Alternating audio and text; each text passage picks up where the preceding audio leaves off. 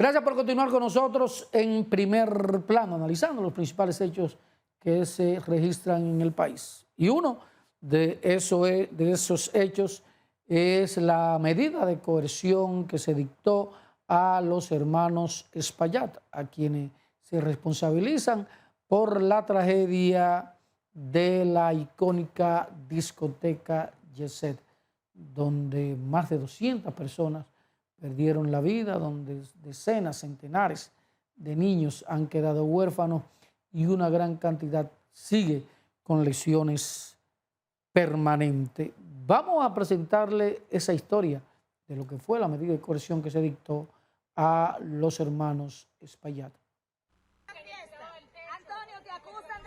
Antonio Espaillat y su hermana Maribel estarían en su casa durante todo el proceso judicial en su contra, acusados de homicidio involuntario por el Ministerio Público a raíz de la tragedia en el Jet el 8 de abril que costó la vida a 236 personas. El director de persecución del Ministerio Público, Wilson Camacho, anunció que apelará la decisión.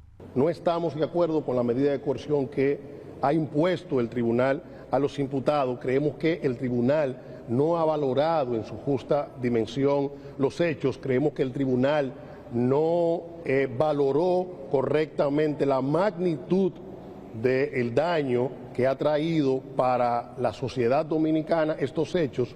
De acuerdo a Camacho, la coerción impuesta la madrugada de este jueves no refleja la magnitud del daño causado a la sociedad dominicana ni a las víctimas de la tragedia ocurrida el 8 de abril recién pasado.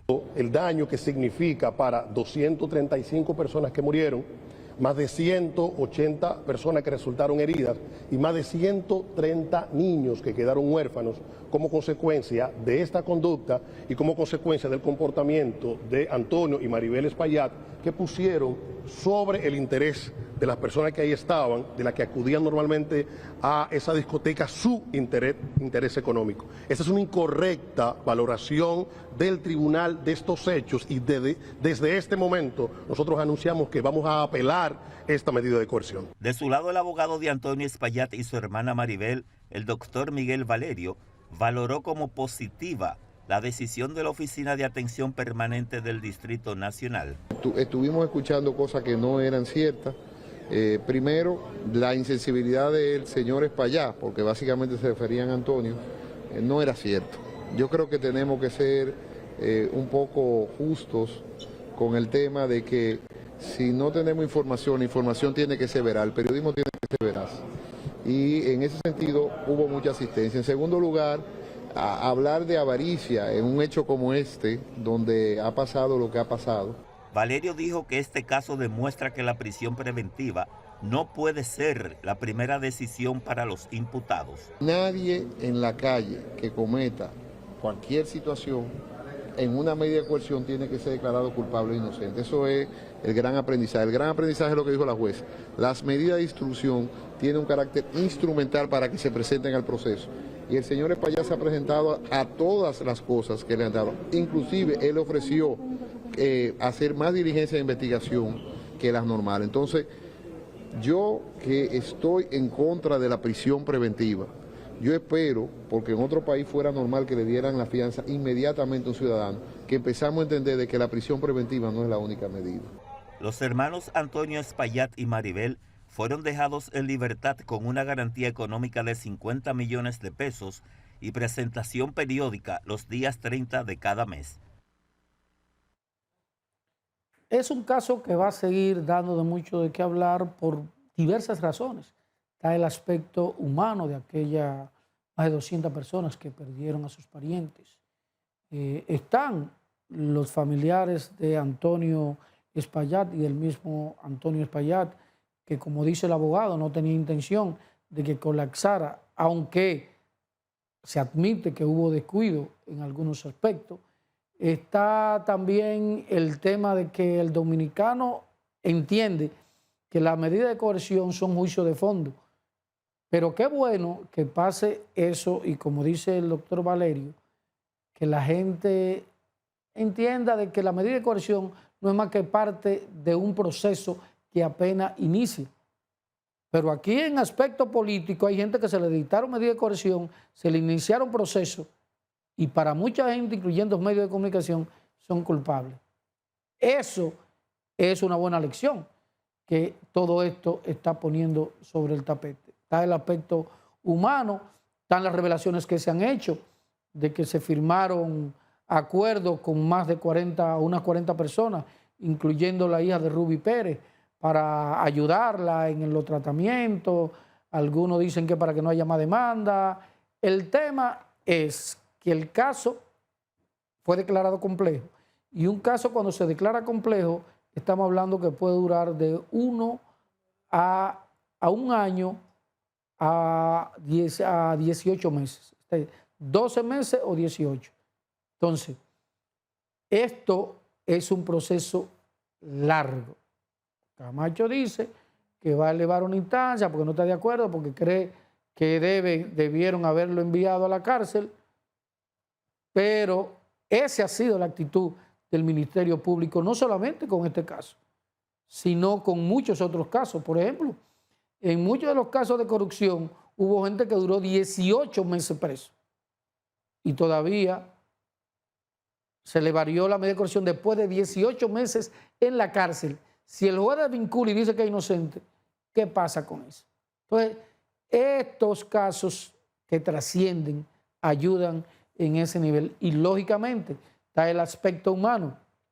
Nadie quiere verse en los zapatos de la familia Espaillat, especialmente de Antonio Espaillat, porque es un drama que cargará para toda su vida a Antonio y sus familiares.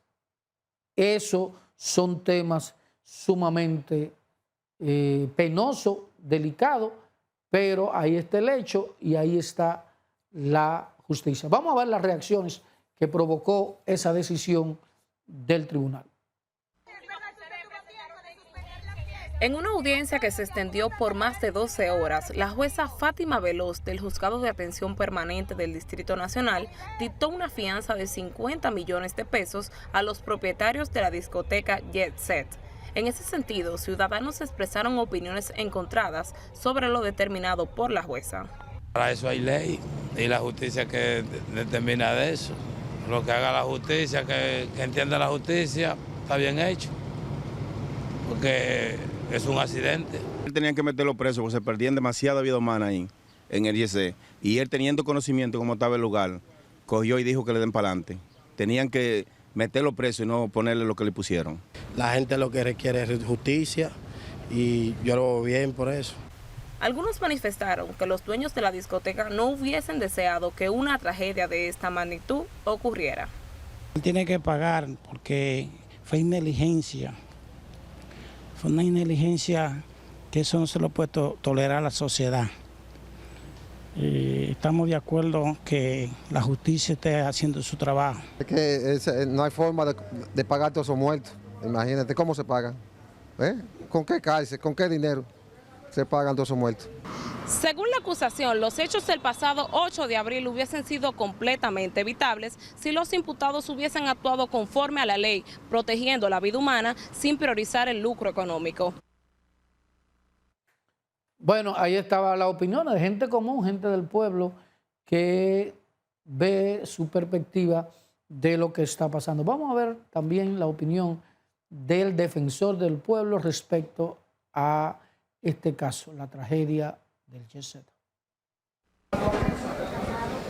Antonio, ¿se siente usted culpable? Este miércoles será el conocimiento de las medidas de coerción contra Antonio Espaillat y su hermana Maribel, propietarios de la discoteca Jet Set, donde el 8 de abril se desplomó su techo matando a 236 personas y dejando heridas a 180.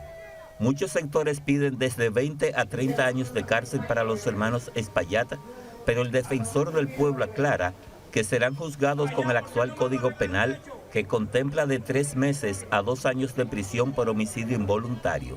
Jugar con las expectativas de la gente o buscar mecanismos en el cual tú puedas generar un impacto mayor no es necesario. Yo creo que aquí lo que tenemos que hacer es aprender de un error de supervisión, muy probablemente, de construcción, muy probablemente, desde el punto de vista del seguimiento del dueño, muy probablemente. Ahora, tenemos que cerrar sobre la base de la realidad. jugar con expectativas en ninguna sociedad conviene, y más un caso como ese que tiene tanto dolor, porque todos fuimos afectados.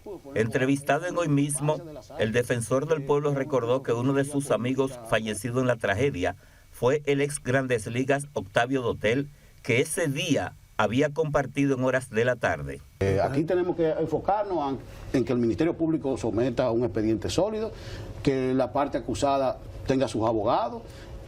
Incluso Miguel Valerio es un gran penalista, fue mi abogado cuando me quisieron hacer la maldad relacionada con el logo, con el escudo, fue mi abogado, es mi amigo de infancia de La Salle, estudiamos incluso filosofía política con el papá de Carlos Pimentel los viernes por la UAS. Por lo tanto, yo creo que tenemos que ser cuidadosos. Ya el YESE tiene que tomar su curso jurídico y que las partes sean que presenten alegatos y contraalegatos, y las conclusiones lo van a decir. Los expertos que investigaron el desplome del techo en la discoteca Yesete sostienen que los responsables de la operación, incluyendo sus propietarios y personal técnico, no tomaron las medidas mínimas para garantizar la seguridad del inmueble, a pesar de señales previas del deterioro como grietas, filtraciones y ruidos en la estructura. Ese tema va a seguir dando mucho de qué hablar y es dramático, como yo insisto en calificarlo. Por ejemplo, algunas de las personas que sufrieron daño, que fueron afectadas por el desplome de la discoteca, como es la señora Araceli Santana, hay que ver sus testimonios y entenderla. Veamos. 6 costillas rotas, que todavía no puedo hacer mis necesidades, y esa pierna partida en 3, me puedo parar pero muy poco, no tengo estabilidad en ella.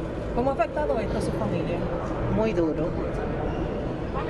Araceli, ¿qué usted piensa de que ahora la hermana de Antonio Espaillat esté convaleciente, que después de este proceso, el mismo Antonio Espaillat, la reacción de su familia, la reacción en la corte cuando pudo verlo? Bueno, yo la vi a ella una persona, según se ve, muy demejorada, y todo es creíble, hasta prueba en contrario, tú ves. Pero queremos justicia también porque, según lo que se dice, ella estaba al tanto de la situación. Bueno, ahí estaba Araceli Santana, quien fue una de las víctimas y que milagrosamente salvó su vida con la tragedia del Jet-Set. Otro caso dramático fue el hecho de un hombre que asesinó a su pareja, a su hija, y luego falleció. Es un triste acontecimiento y te dice el nivel de violencia que existe en la sociedad dominicana. Nuestro compañero Joan Vázquez estuvo en el velatorio de la señora y su pequeña hija.